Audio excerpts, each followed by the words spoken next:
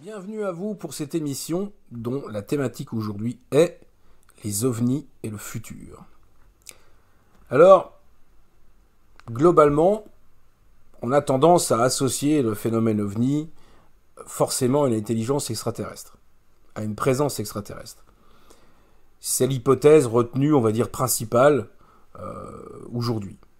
Sauf qu'il y en a d'autres, notamment une que je trouve très intéressante, qui commence à être soutenue par de plus en plus de spécialistes, et d'ufologues spécialisés, notamment comme Jack Vallée, qui est pour moi le personnage emblématique de l'ufologie contemporaine, qui suppose que peut-être le phénomène ovni vient du futur, et que ça serait nos lointains descendants qui auraient développé une technologie, on va dire, de machine transtemporelle, qui viendrait nous rendre visite. Voilà. Cette hypothèse est une hypothèse de travail que je vous propose d'explorer. C'est un ensemble de réflexions également que j'ai consigné dans mon nouvel ouvrage coécrit avec mon ami Jocelyn Morisson, Se souvenir de l'au-delà. C'est un chapitre que j'ai fait en mon nom propre, où j'ai développé tout un ensemble d'idées par rapport à cette possibilité que quelque part, peut-être, nos descendants du futur seraient susceptibles d'essayer de communiquer avec nous là déjà dans le présent, de différentes façons, par différents moyens que nous allons essayer d'explorer pendant cette émission.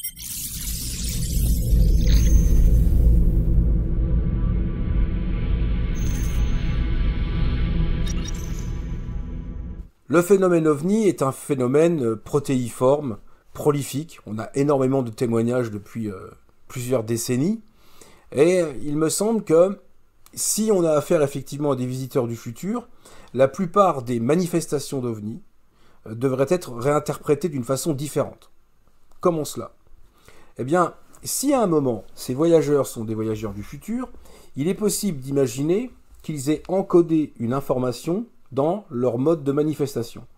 Qu'est-ce que j'entends par ceci? Ça veut dire que peut-être que les manifestations de certaines ovnis, tout l'ensemble de corpus de témoignages que nous avons, de traces radars, de certaines expériences qui ont été très bien décrites, sont peut-être effectivement le support d'un message. Ça peut paraître une idée farfelue, mais c'est quand même effectivement intéressant. Prenons par exemple le phénomène des crop circles. J'avoue moi-même que pendant longtemps, je me suis dit les crop circles, pour moi, j'avais une résistance par rapport à ça. Je me disais, bon, bah, de toute façon, c'est certainement des artistes, des performeurs qui vont dans les champs, qui font ça et qui font leur truc un petit peu pour bluffer. Sauf que récemment, j'ai lu un livre très intéressant sur les crop circles où on mentionne déjà le phénomène au XVIe siècle, avec une gravure du diable qui aplatit et fait des cercles dans les champs. À cette époque, les performances d'artistes, j'y crois pas trop. Et puis j'ai discuté avec des spécialistes du sujet qui m'ont dit, écoute, tu as une vision un petit peu trop fermée du sujet, ouvre-toi un peu l'esprit et essaye de voir ça autrement. Alors les phénomènes de crop circle, il y en a plein, et souvent les graphismes qui sont représentés dans les champs, les graphies, les motifs sont très symboliques, archétypaux, ce sont vraiment des descriptions archétypales. Il y a aussi, on va dire, à un moment, peut-être même des structures qui sont d'ordre algébrique, mathématique. Et peut-être que ces structures contiennent un code. Ce qui est intéressant de comprendre avec le futur et les boucles causales qu'on peut établir avec celui-ci, c'est que nous sommes, nous, dans le présent, donc dans le passé par rapport au futur, mais nous pouvons à un moment déterminer le code qui va servir de communication avec nos descendants, puisque nous sommes dans le passé, et que nous pouvons très logiquement leur transmettre culturellement ce code dans le futur, une fois qu'on a effectivement reçu des messages qui sont cohérents. Alors ça voudrait dire qu'aujourd'hui, on serait en capacité de réinterpréter toute la masse de données qu'on a des crop circles, par exemple, ou des apparitions d'ovnis, et d'essayer d'en faire, quelque part, un codex, c'est-à-dire de décider collectivement de dire eh bien, tel symbole représentera telle idée, tel idéogramme, ou bien tel type d'alphabet. Enfin, il y a moyen vraiment de coder, d'imaginer un codage consensuel qui pourrait servir de base, et puis de voir à ce moment-là, par rapport à ce codex qu'on déterminerait de façon expérientielle, de savoir si il colle à une réalité. Est-ce que du coup, quelque part, c'est comme une pierre de Rosette qu'on créerait nous, qu'on transmettrait à nos descendants, et qu'ils utiliseraient du futur en revenant du futur avec leur machine pour effectivement arriver à créer cette espèce de dialogue. Voilà. Alors l'idée, elle est intéressante, elle est à creuser. Parce que si c'est ça, ça voudrait dire que là, quelque part, on dispose d'une possibilité de voir si ces crop circles, ces apparitions d'ovnis, ces témoignages, lorsqu'ils sont encodés par nous-mêmes, de façon consensuelle, détiennent un message, et comme une pierre de Rosette, à ce moment-là, on arriverait à lire plein d'informations qui pourraient venir du futur. C'est une hypothèse, bien sûr, mais elle mérite réflexion, et surtout, elle appelle à l'expérience. J'invite certains d'entre vous à imaginer ce travail, à se réunir, à déterminer d'un code, peut-être, et puis de voir si ça colle avec... à mon avis, les crop circles sont le meilleur des médias pour travailler sur ça actuellement. Donc, première idée d'expérience, première proposition, en lien avec le futur. Qu'est-ce qui a fait suggérer, en fait, que les ovnis pourraient être des machines à voyager dans le temps, en fait c'est les recherches de Jacques Vallée. C'est ce qu'on découvre aujourd'hui en rétro-engineering, aussi au regard de certaines théories, comme la double causalité de Philippe Guillemont, par exemple. C'est aussi le travail qu'on a pu extraire, quelque part, des réflexions dont j'ai parlé dans une autre émission, entre les peuples racines, le chamanisme et le phénomène ovni. Donc ça, c'est très important de le comprendre aussi. Et puis surtout, c'est certains témoignages aussi d'expérienceurs. Je prendrai le cas très connu, là, certainement des plus connus de l'ufologie contemporaine, qui est l'affaire de la forêt de Rendlesham. Rendlesham, c'est une base militaire anglaise où, dans les années 80, il y a eu une rencontre du troisième type faite entre deux militaires anglais et un ovni dans la forêt de Rendlesham. Ce qui est très intéressant, c'est qu'un des témoins a pu toucher l'ovni. Et lorsqu'il a touché cet ovni, il a senti véritablement que des informations passaient de son corps à sa conscience. C'est un processus qui part du somatique et qui monte à la conscience, dont on parlera souvent dans mes émissions et aussi dans mes recherches. Cette information lui vient à la conscience que ce vaisseau n'est pas d'origine extraterrestre, mais qu'il est transtemporel, qu'il est une machine à voyager dans le temps. L'expérienceur, le témoin, est clair sur ce sujet. Il n'a pas arrêté de le redire depuis des années. Il a dit que c'était vraiment pour lui, clairement, une machine à voyager dans le temps. Il a ensuite, pendant plusieurs jours, consigné tout un ensemble de 0 et de 1, donc un code binaire sur les cahiers, des 0, des 0, des 0, des 0, des 1. Je propose que, comme pour les crop circles, on détermine d'un code consensuel de ce code binaire et de tout ce qu'il a écrit, parce que je pense qu'il contient un message. Donc j'invite les ufologues à se pencher sur ce cas et à peut-être essayer de le voir sous cet angle, parce que je pense vraiment que là, il y a une voie d'exploration à investiguer, vraiment.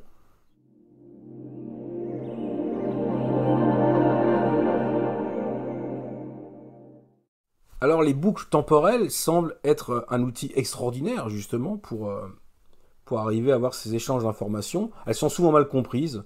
Comme elles sont des bouclages de causalité, on imagine qu'elles ne peuvent pas exister et qu'elles sont des paradoxes. C'est une erreur fondamentale. Je vais vous donner l'exemple même d'une possibilité qui va nous interroger justement sur la nature des boucles causales. C'est justement par rapport à une machine à voyager dans le temps. Je vous propose une expérience de pensée qui est simple. Imaginez que on soit dans une grande pièce avec des scientifiques et qu'à un moment, on entend un grand bruit derrière une porte du laboratoire. On va ouvrir cette porte et qu'est-ce qu'on va trouver? Une petite boîte en carton. On l'ouvre cette boîte et à l'intérieur, il y a des plans pour construire une machine à voyager dans le temps. Pendant 10 ans, on travaille, on crée cette machine à voyager dans le temps, on la fabrique. Par contre, c'est marqué, il y a une clause obligatoire, sine qua non, à cette notice de fabrication. Il est marqué qu'il est indispensable de se rapporter les plans 10 ans avant dans le passé, en toquant à la porte du laboratoire et en déposant ces plans dans une boîte. L'idée est donc de photocopier les plans une fois que la machine est faite et avec la machine de se les ramener à soi-même dans le passé 10 ans avant. Vous allez me dire, dans cette boucle causale, qui est complètement cohérente, hein, d'un point de vue logique, elle est cohérente, vous allez me dire, oui, mais c'est un paradoxe, c'est pas possible. Pourquoi? Pourquoi c'est un paradoxe? Pas du tout.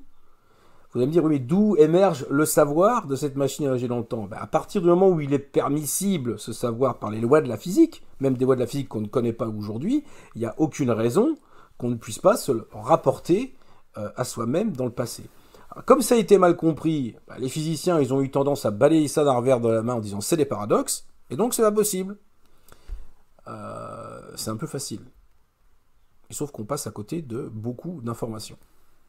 Par exemple, moi j'ai fait des expériences de remote viewing et de rétrocognition associée. Ça veut dire quoi? Ça veut dire que par exemple, on a demandé à quelqu'un, corporellement, de faire une session de remote viewing. Donc la personne va, avec son intuition, essayer de capter une cible. Cette cible était une image qu'on avait choisie aléatoirement. Elle ne la connaissait pas, cette image. Ni moi non plus d'ailleurs à ce moment-là. Et donc la personne a commencé à partir d'un travail corporel, c'est-à-dire qu'on fait un petit idéogramme avec un stylo sur lequel on revient et on raffine cette information pour à un moment essayer de décrire au mieux possible une cible. Voilà, ça peut être un bâtiment, ça peut être un lieu, ça peut être un objet, ça peut être plein de choses. Donc, la personne fait ça, voilà. Et puis elle décrit donc une session qu'un analyste, qui était mon cas, donc on analyse cette image et on essaye de voir si elle correspond à la cible qui a été choisie. Alors la cible qui a été choisie, par exemple, c'était un temple, et la personne avait effectivement bien décrit un temple. Ce qu'on fait après, 15 jours après, donc cette expérience où cette personne a fait sa séance intuitive, psychocorporelle, où elle est allée chercher une information par le corps, par la conscience, on lui fait un feedback. C'est-à-dire qu'on va lui montrer à ce moment-là l'image correspondante qui a permis, qui était en lien avec sa session. Quand elle voit l'image, elle est surprise parce qu'elle voit les points de corrélation avec sa session, qu'on lui demande de comparer à ce moment-là. Ce faisant, à chaque fois qu'elle prend conscience du feedback et qu'elle voit qu'il y a des correspondances, qu'elle constate qu'il y a des correspondances avec l'image qu'elle a captée lors de sa session, elle transmet cette information de son futur vers le passé. Et donc modèle sa session et les informations de sa session. Ça, on l'a fait, on l'a prouvé. Hein, on sait faire ça. Donc, on est capable de s'envoyer de l'information, causalement, du futur vers le passé, sous une boucle. C'est-à-dire qu'à un moment, on reçoit une information par le remote viewing, la séance de remote viewing. Cette information, ensuite, on la constate dans le futur, et par la mémoire, on se la renvoie dans le passé, qui va ainsi structurer les éléments de la session. J'espère que c'est compréhensible, mais c'est un phénomène de boucle qui est parfaitement cohérent, logique, et ça fonctionne. C'est pas du tout un paradoxe. Donc voilà pourquoi je voulais revenir vraiment sur l'importance des boucles causales et qu'on serait capable aujourd'hui, je pense, peut-être, comme pour l'affaire de Mandelstam, comme pour les crop circles, de leur attribuer un code aujourd'hui, là dans le présent, et que ce code soit devenu consensuel, accepté par nos descendants et utilisé pour encoder une information qu'on puisse donc décoder, puisque nous sommes à ce moment-là, nous, les créateurs du code, qu'on pourrait décoder dans le passé. Voilà. Donc c'est un champ d'investigation complètement nouveau, et je propose, bien sûr, à ce qu'il soit investigué, je l'espère en tout cas, par tout à chacun, par les ufologues, par les chercheurs, par monsieur tout le monde, puisque la science, c'est pas réservé qu'à une élite, c'est réservé à toute personne qui a envie de faire avancer la connaissance et qui a envie de, quelque part, faire changer ce monde dans le bon sens. Enfin, je l'espère, voilà.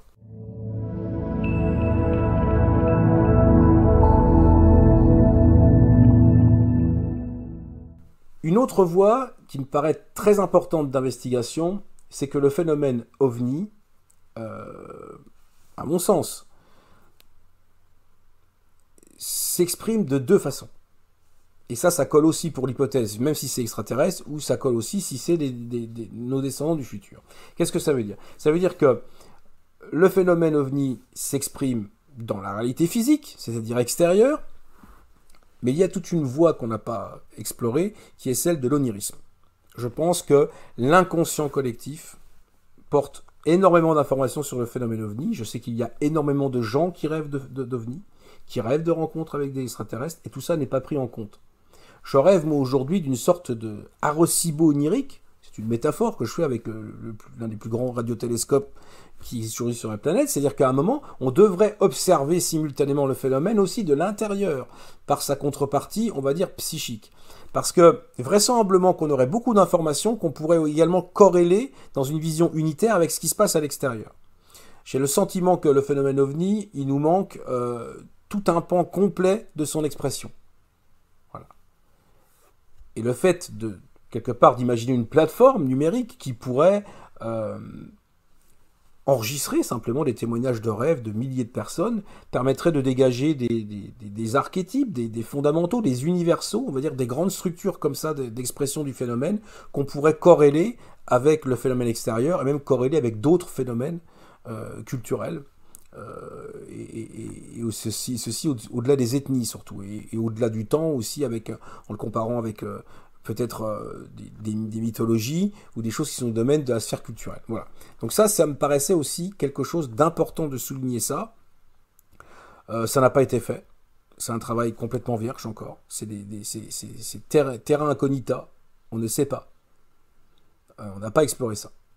On n'a jamais fait cette proposition à des gens de déposer des rêves sur une thématique précise et notamment celle du phénomène OVNI. On n'a jamais fait ça.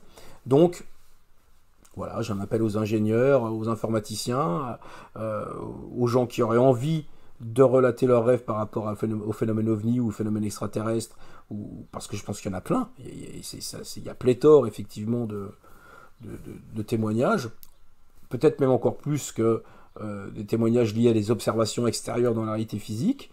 Donc voilà, je pense que c'est plutôt une bonne idée à creuser et à investiguer.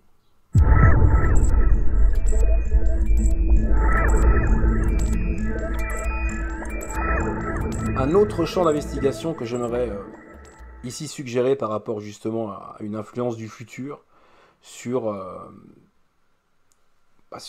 une information qu'on pourrait décoder, qu'on pourrait interpréter, est en lien avec la façon dont émergent les nouvelles connaissances, les nouvelles idées, les nouveaux savoirs.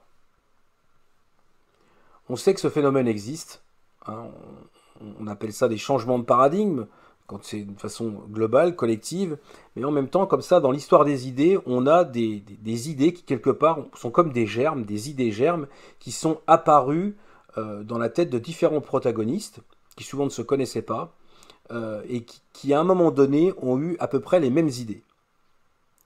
Comme s'il y avait eu une influence, quelque part, de ces idées sur ces personnes, et qu'elles émergent sur un timing précis dans l'histoire. C'est ce qui est assez intéressant. Un bon exemple est celui, bien sûr, de la théorie de l'évolution. Darwin, dans son voyage sur le Beagle au début du 19e siècle, a mis quasiment plus de 30 ans ou 40 ans à construire sa théorie de l'évolution avant de la publier. Alors il l'a publié pourquoi ? Parce qu'il a eu un petit peu chaud les fesses, il faut quand même le dire, parce qu'il y a un jeune naturaliste qui s'appelait Alfred Russel Wallace, qui lui travaillait activement en tant que naturaliste sur la région indo-malaise, c'est-à-dire, on va dire, du côté de Java, Sumatra, en Malaisie, et est arrivé aux mêmes conclusions d'une sélection naturelle. Alors, Darwin, il s'est dépêché à publier sur le conseil de ses amis, parce que bon, il était quand même le premier à y avoir pensé, et il aurait été un peu dommage qu'il soit fait un petit peu piquer l'idée sous le pied. Mais à qui appartiennent au final ces idées ? Elles sont émergentes. Elles apparaissent, elles émergent à l'intérieur des consciences. Et on retrouve ça dans de nombreux domaines. Hein. À un moment, des idées comme ça paradigmatiques qui émergent à certains moments de l'histoire, dans la tête de différentes personnes qui sont sur des continents différents et qui n'ont pas forcément les mêmes sujets de recherche, ni même les mêmes angles d'approche d'un sujet, mais ceci est complètement émergent. On le voit d'ailleurs aujourd'hui avec les idées de la rétrocausalité. Il y a par exemple M. Vargo qui a écrit un livre extraordinaire qui s'appelle Time Loops aux États-Unis et qui ne connaissait absolument pas du tout le travail que j'avais pu mener dans ce souvenir du futur. Ni d'ailleurs non plus les travaux de Philippe Guillemont. Donc c'est quand même assez incroyable, parce que lui, de son côté, est arrivé à des conclusions similaires, mais avec des voies d'information complètement différentes. Donc à un moment, quand ça doit émerger, je dirais que ça émerge. Mais ça émerge comment ? C'est ça qui est intéressant. Est-ce qu'on est sur une émergence d'idées, de savoir, ou est-ce qu'on est sur la présence d'idées ? Alors qu'est-ce que j'entends par là? Alors pour mieux comprendre ça, je vous propose qu'on retourne dans mon champ d'investigation principal, qui est celui du chamanisme, avec les plantes de vision, où, par exemple, avec des plantes comme l'ayahuasca, ce breuvage visionnaire, vous avez à un moment, dans votre intériorité, la compréhension, mais aussi la perception, ça c'est important, la perception, qu'en fait les idées sont des présences. Je vous avais expliqué dans une autre émission l'histoire avec l'une de mes grand-mères décédées, où au début j'étais dans une cérémonie chamanique, et puis à un moment, comme ça, à 16 000 km de la France, je pense à une de mes grand-mères décédées depuis plusieurs années de la maladie d'Alzheimer, et je me mets à penser à elle, comme ça. Je me dis, mais pourquoi je pense à ma grand-mère? Là, j'ai posé des questions à l'esprit de la plante pour avoir des enseignements sur la phytothérapie, sur les esprits des plantes, et pourquoi je pense à ma grand-mère. Très vite, je me suis rendu compte que cette pensée n'était pas une pensée, mais était une présence. Et il en est de même pour de nombreuses choses dans l'ayahuasca. Vous avez des concepts, vous avez tout ce qui est le domaine de la sphère des idées, quelque part, devient une réalité tangible, perceptuelle dans le monde des visions. Et donc on peut plus parler d'idées-présence que de simples idées comme ça, cognitives, qui sont faites par les recoupements. Moi, ce que je voudrais ici proposer, c'est que quelque part, peut-être, nous avons des idées qui nous sont présentées à la conscience. Je pense que la conscience est une sorte de bande passante, comme ça, dans l'histoire, à travers les êtres vivants, et qu'à un moment, il y a la possibilité que des êtres du futur, dans cette bande passante qui est vraisemblablement chaotique, aient la possibilité d'y instiller certaines idées à certains moments de l'histoire. Et peut-être quand même que ce mécanisme se fait naturellement par un phénomène de rétrocognition, comme nous essaierons de le voir ensuite. Alors le monde des idées, il s'exprime d'une façon extraordinaire aujourd'hui dans notre société, qui est hyper médiatisée, qui utilise tout un ensemble de technologies de communication. Et donc on peut s'interroger, même si à un moment on n'aurait pas des messages exogènes, soit d'une intelligence autre, soit de nos descendants dans le futur, via le médium, quelque part, de nos créations culturelles.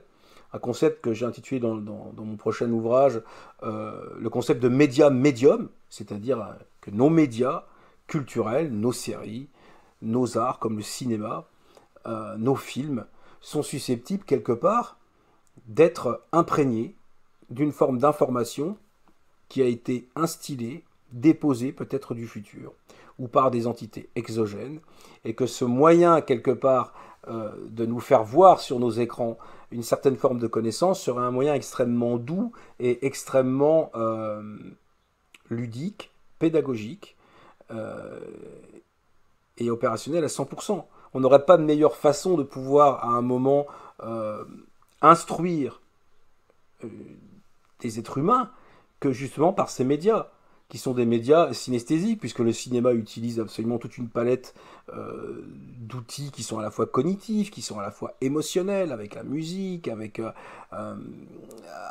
bien sûr tout ce qui fait le cinéma. Donc, je me suis posé cette question, j'ai décidé de la prendre au sérieux. Il ne faut pas fermer les portes à des idées qui émergent, parce que cette idée-là a émergé dans mon esprit. Je me suis dit, si elle émerge, et si elle est une présence, parce que j'ai fait une cérémonie d'ayahuasca un jour où j'ai eu cette information, que notre cinéma, nos créations culturelles, nos séries, nos romans, nos livres sont habités en fait par des informations qui peuvent nous appartenir autant qu'elles nous ont été données. Voilà, une idée intéressante que nous allons creuser.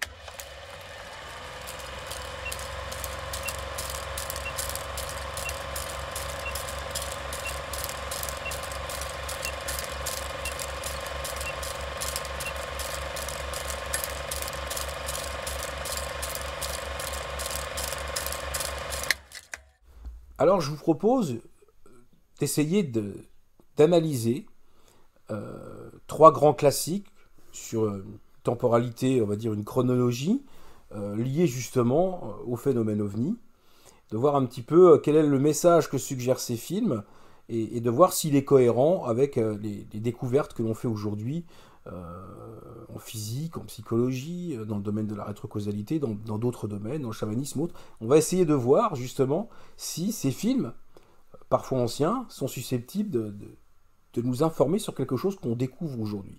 S'il y avait déjà des germes d'informations sur ces films.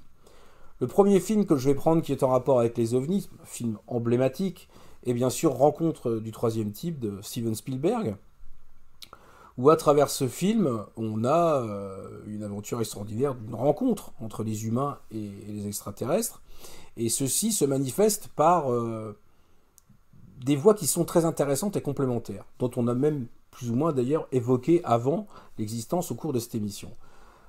Bien sûr, il y a des phénomènes ovnis, des observations qui sont faites dans la réalité, dans ce film, puisque des ovnis sont venus dans le film. Il y a aussi cette scène avec l'acteur Dreyfus qui est survolé par un ovni. Mais ce qui est très intéressant aussi, c'est qu'à un moment, il y a une vraie influence culturelle. C'est-à-dire que on voit des Indiens chanter des mantras, comme si quelque part ils avaient éprouvé de façon psychocorporelle le besoin d'exprimer un message, d'exprimer quelque chose, le fameux Om qui parlait justement de se relier à l'origine de l'univers, et quelque part, cette forme archétypale de l'univers, d'être en relation avec ces êtres qui viennent d'une région particulière du cosmos. Donc il y a cette idée-là, et puis une idée beaucoup plus intéressante dans ce film, c'est la synchronicité.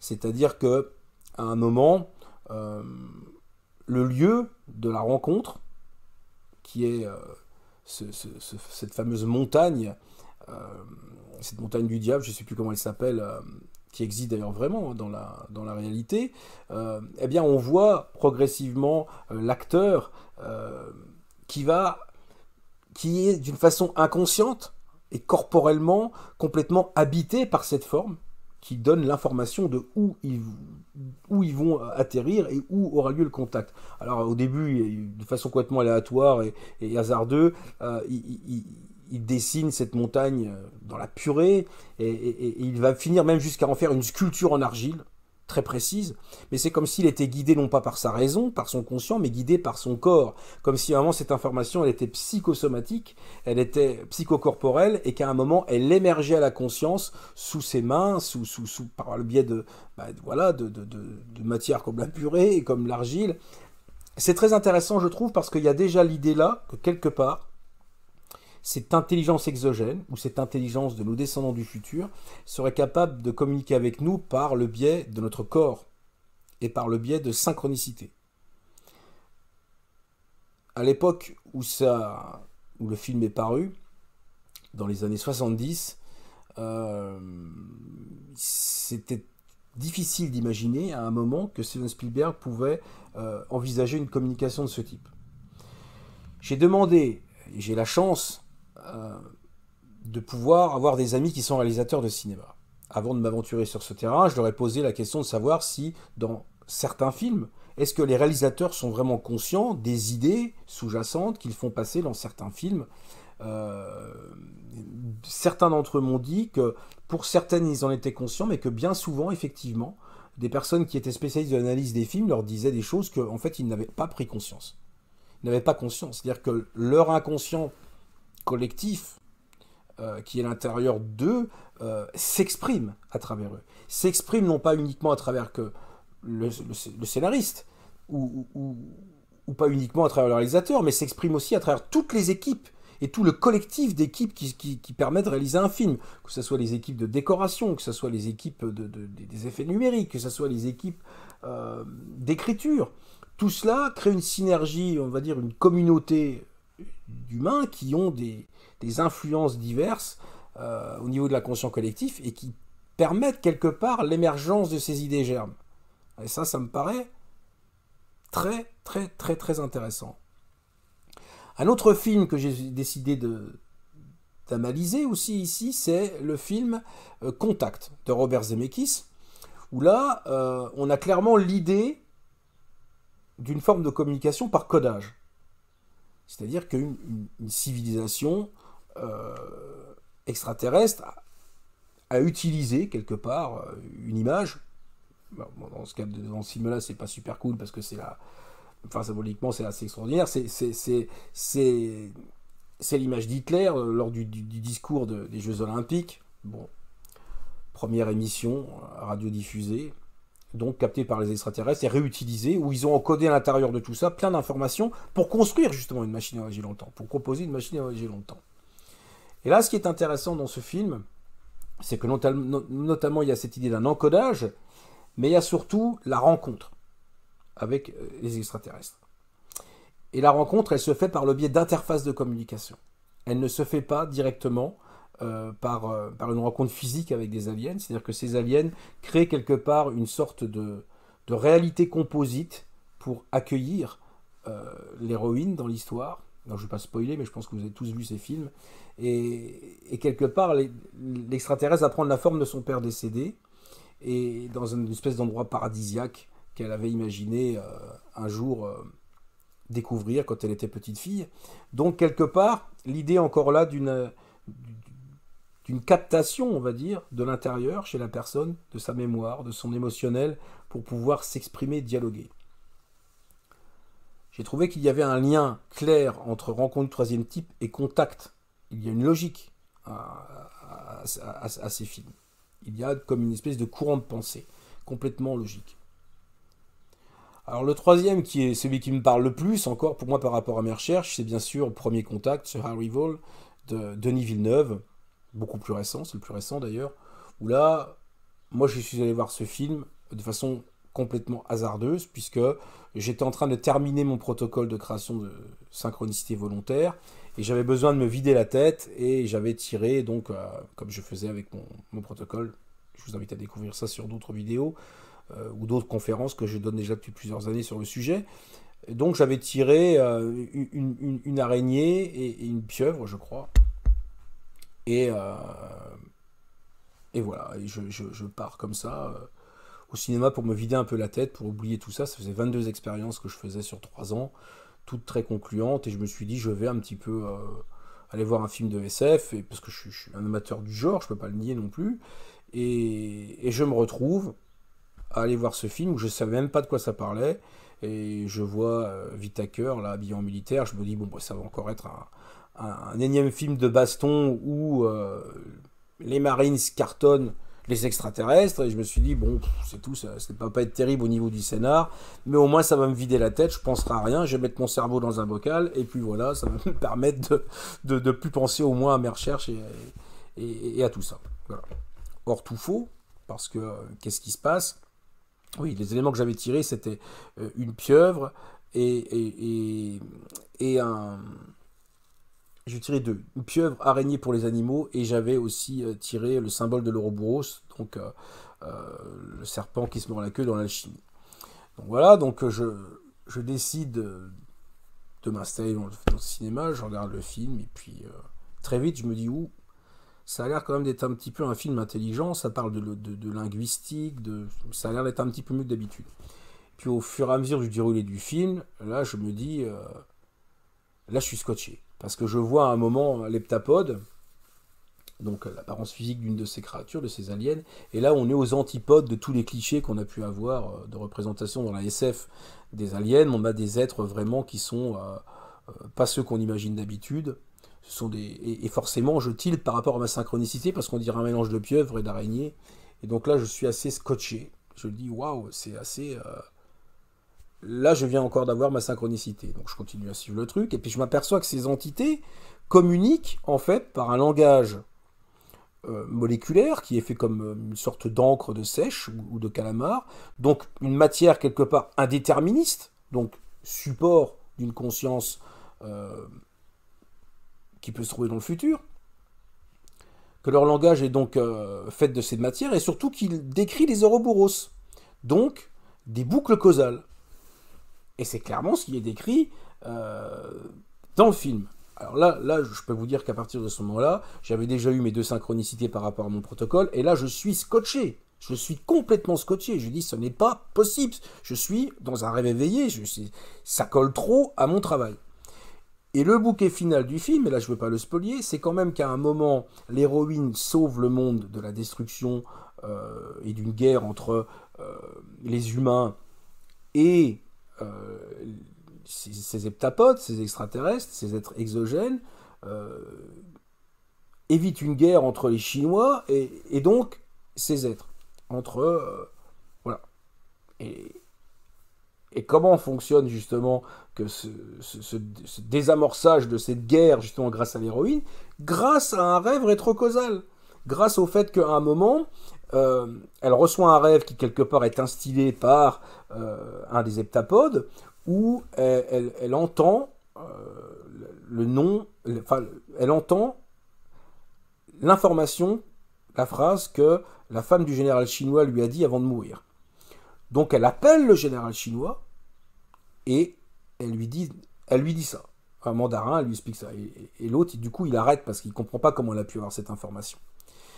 En fait, cette information, elle l'a eue parce qu'après, il se retrouve dans le futur, une fois que la guerre a été évitée, tout ça, et tout, il se retrouve à une sorte de banquet.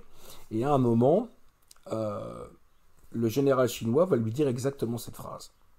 Et donc, elle repense à son rêve et elle s'en envoie le contenu. Et c'est par cette boucle causale, quelque part, de rétrocausalité, qu'elle désamorce le conflit entre les heptapodes et les humains, et surtout que les humains vont pouvoir, à ce moment, bénéficier de ce savoir temporel, on va dire, des heptapodes, qui leur permet véritablement d'articuler leur mode de connaissance par le biais de boucles causales distribuées entre le futur et le passé. Donc là, je me dis, ça fait un peu beaucoup quand même.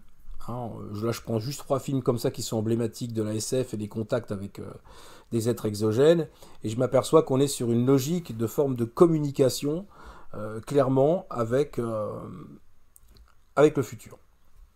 Et qui utilise clairement, manifestement, la rétrocausalité. Et ceci même déjà dans Rencontre de troisième type de Spielberg. Ce qu'il faut comprendre, c'est comment ces informations passent par le corps, comme on peut le voir également dans le remote viewing, c'est qu'en fait, nous sommes constitués d'une multitude de boucles de rétroaction. Nous sommes des êtres habités par tout un ensemble de phénomènes qui font appel à des boucles de rétroaction, donc à une causalité circulaire et pas linéaire. Et donc à partir de là, eh bien, nous sommes des êtres qui avons une sorte de bruit de fond à travers notre système nerveux central, à travers notre organisme, une sorte de bruit de fond aléatoire qui permet justement une inscription, on va dire, psychocorporelle d'informations qui vient du futur. Nous pouvons nous-mêmes nous renvoyer ces informations, on le voit à travers le remote viewing, on le voit à travers les rêves rétrocognitifs, qui sont quelque part la possibilité de créer des rêves prémonitoires, chose que j'ai développée également dans une petite formation là, que je suis en train de faire également en ligne. Donc, quelque part, nous sommes câblés pour avoir ces capacités. Sauf que ces idées-là, elles nous sont clairement été montrées à travers ces films de SF. Je pense vraiment que du futur, nous sommes non pas seulement inspirés, nous sommes quelque part guidés par nous-mêmes, par nos descendants, par une certaine forme d'évolution qui a compris, qui maîtrise ces boucles créatives quelque part, ces time loops créatives, ces boucles temporelles créatives, et qu'à un moment, c'est un avantage absolument fondamental pour l'humanité. Nous devons apprendre absolument à prédire, et à prédire de façon créative l'avenir. On ne peut pas juste attendre que ça se passe, parce que les boucles de rétrocausalité, elles nous font effectivement devenir des co-créateurs de la réalité, donc d'avoir une co-création du réel. Donc voilà ce que je voulais exprimer principalement dans cette émission. Hein. C'est une espèce de... très important de comprendre que nous sommes habités par une sorte de bande passante, une sorte de bruit de fond, comme ça, aléatoire, qui permet véritablement d'inscrire des informations du futur, de notre futur, mais aussi du futur de l'espèce, ce qui me paraît vraiment fondamental à comprendre là aussi. Alors bon, là j'ai pris 3 films comme ça qui sont emblématiques par rapport au lien avec le phénomène OVNI, mais c'est tout le cinéma qui a investigué, vraiment. Je vois par exemple les séries Marvel contiennent énormément d'informations sur la conscience, sur l'évolution de la pensée, sur tout un ensemble de phénomènes, la conscience, la physique quantique, enfin, les multivers, enfin, il y a plein de choses très très intéressantes, où là encore il y a des grandes idées, on va dire, qui sont dues à la conscience des équipes de réalisation, aux scénaristes, mais il y a aussi des petits germes comme ça qui sont des choses instillées à mon sens.